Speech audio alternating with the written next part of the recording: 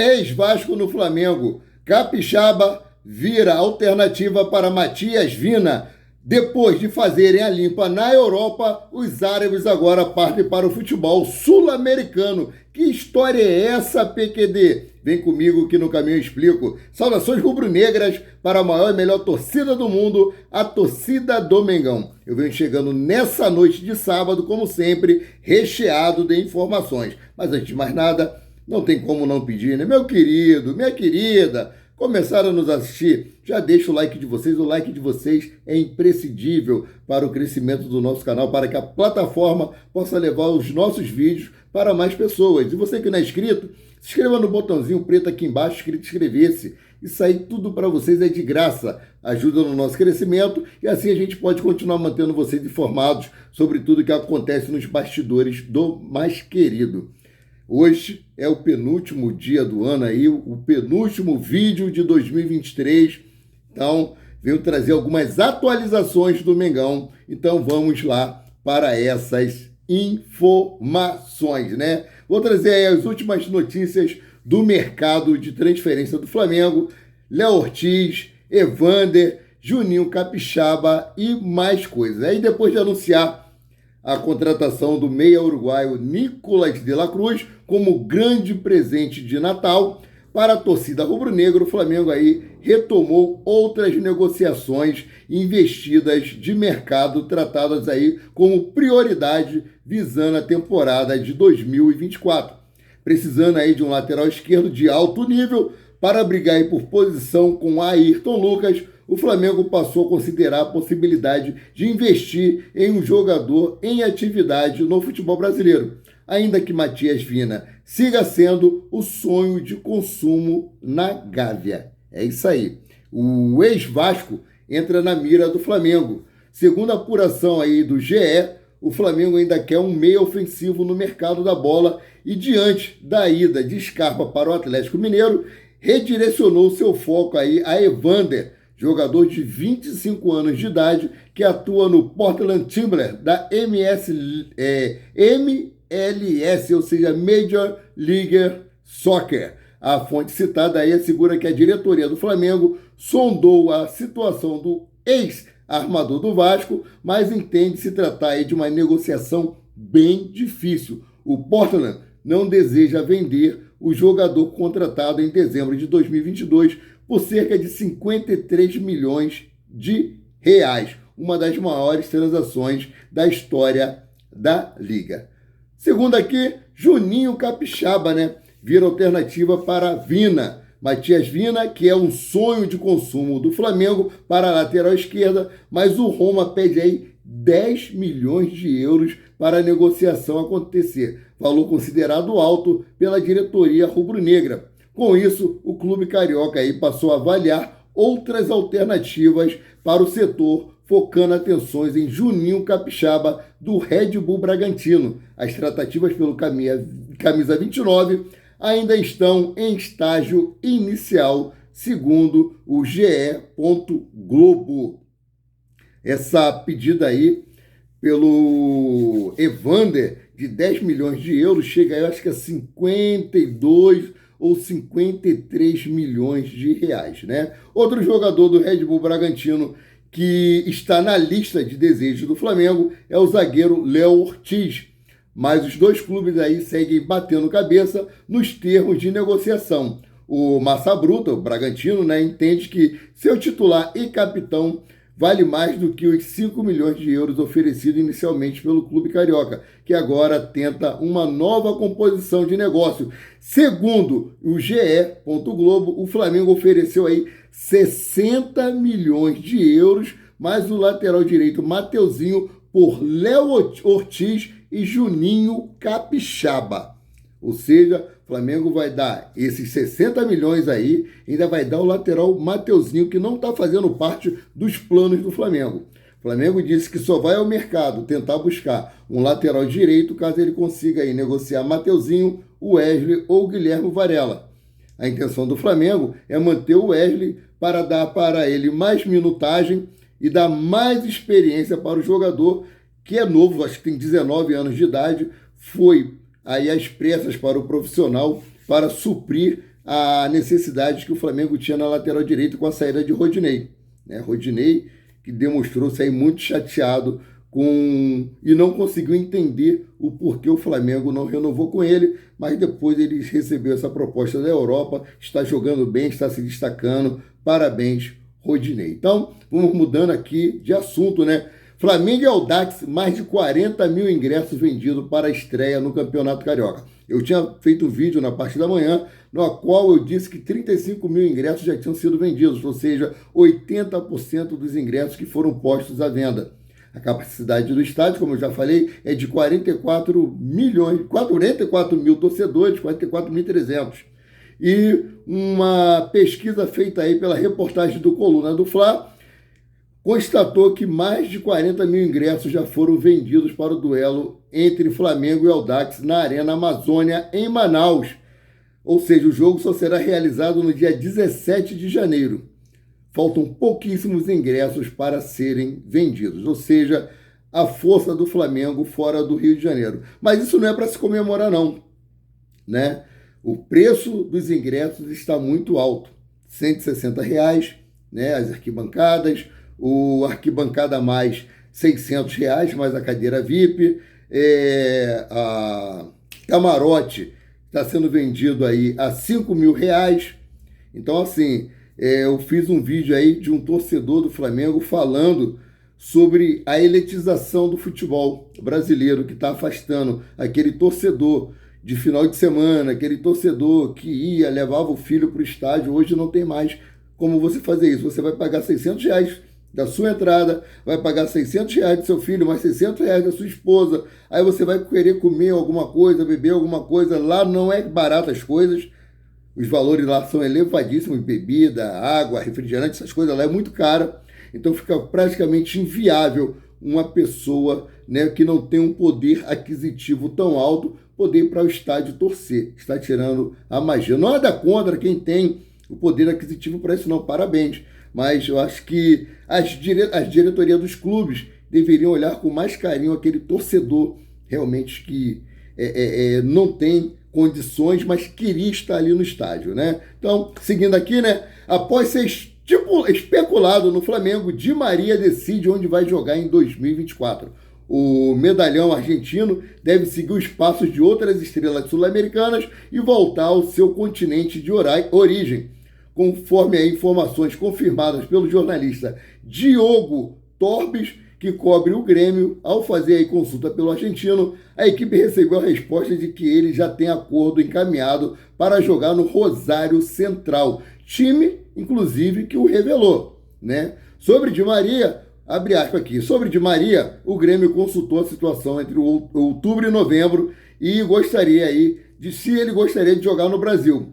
A resposta que o atleta já tem é um pré-acordo para jogar no Rosário Central. Não houve proposta, apenas consulta, fecha aspas, relatou aí o setorista. Vale destacar que pelo patamar financeiro que tem atualmente, provavelmente o Flamengo teria condições de oferecer ao jogador salários superiores ao que ele deve receber na Argentina. Porém, assim como retornou ao Benfica depois do ano, Di Maria também aí queria jogar mais uma vez pelo time que foi revelado antes de se aposentar. Essa situação de Di Maria, vai jogar no Rosário Central, o time que o revelou. Um forte abraço para ti, que você seja muito feliz aí, Di Maria. Agora vamos seguir aqui, vamos para outra informação, que é com relação aí a Bruno Henrique.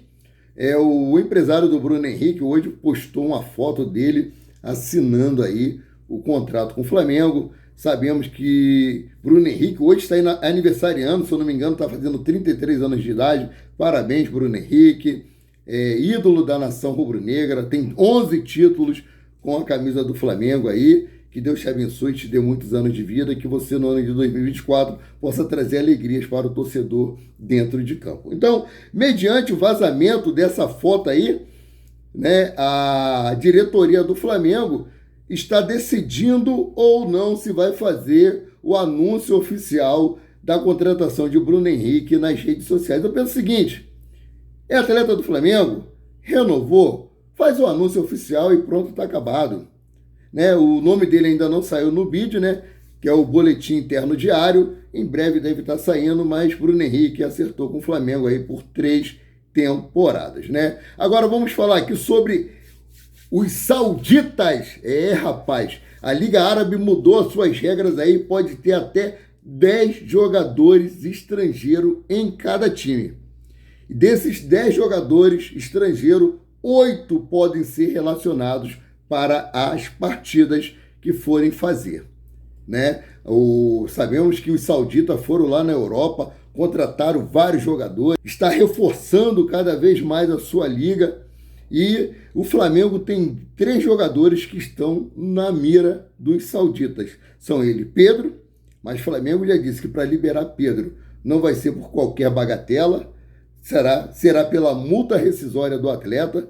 Outro jogador que eles também estão aí mirando é Gerson, lembrando que Gerson é muito amigo de Neymar, né? Neymar que está à frente aí de vários jogadores, inclusive o pai do Neymar tem um relacionamento muito estreito com o pai do Gerson, que é o seu empresário.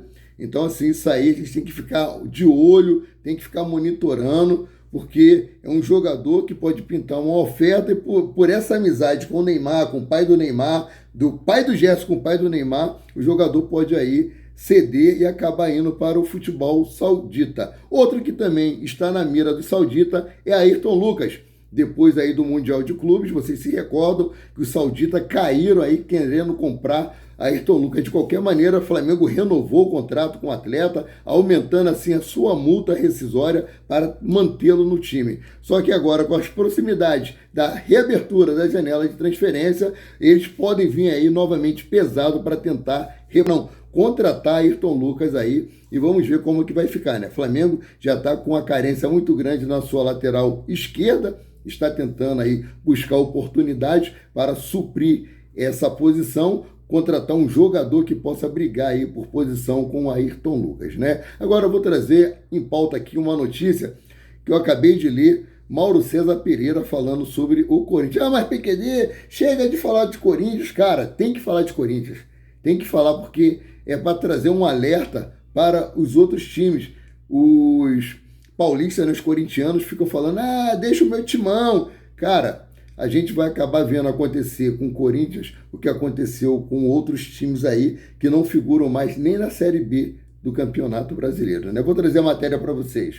Cara, é uma matéria longa, mas eu gostaria que vocês prestassem atenção. Mauro César refuta a comparação absurda entre Flamengo e Corinthians, né? O jornalista Mauro César Pereira se mostrou descontente com o tratamento da imprensa ao Corinthians.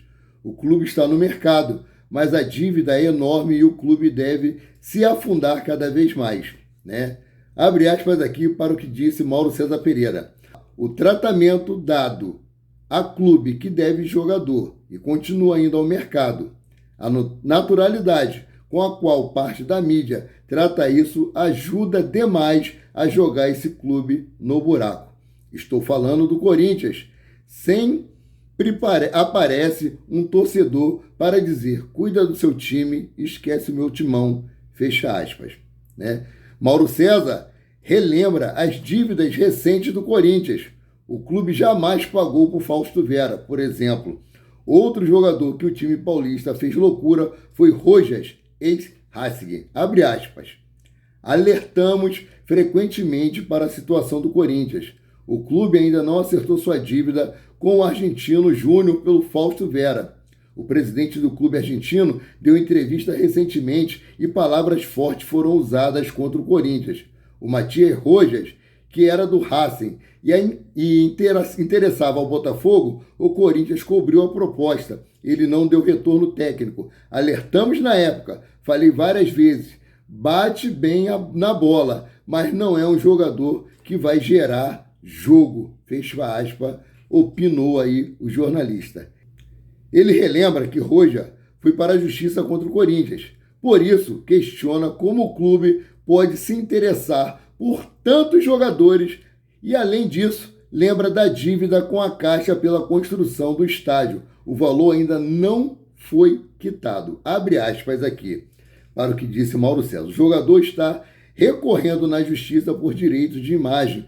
Como esse clube pode querer o Gabigol, contratar jogadores internacionais?